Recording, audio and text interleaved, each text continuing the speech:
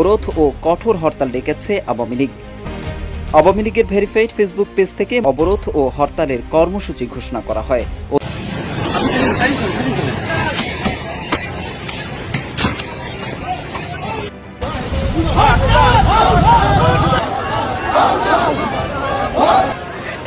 এবার ২৭ ও ২৮ ফেব্রুয়ারি হরতাল ও অবরোধের ডাক দিয়েছে আওয়ামী লীগ ও তাদের অঙ্গ সহযোগী সংগঠনগুলো। ইউনূস সরকারের পদত্যাগের দাবি ও দলীয় নেতাকর্মীদের মুক্তি দিতে সারা দেশব্যাপী এমন কর্মসূচির ডাক দিয়েছে দলটির গোপন সূত্র জানিয়েছে, বর্তমানে ইউনূসের অন্তর্বর্তী সরকার খুবই দুর্বল অবস্থানে রয়েছে। দফায় দফায় হরতাল ও অবরোধের ডাক দিলে যে কোনো সময় এই সরকারের পতন ঘটতে পারে। ৫ই আগস্টের পর নেতিয়ে পড়া আওয়ামী লীগ এবার হরতাল অবরোধ করে দেখিয়ে দিতে চায় আওয়ামী লীগ কী জিনিস। আগামী ২৭ ও ২৮ ফেব্রুয়ারি হরতাল অবরোধ সফল করতে দলীয় নেতাকর্মীদের নির্দেশ দিয়েছেন সাবেক প্রধানমন্ত্রী শেখ হাসিনা।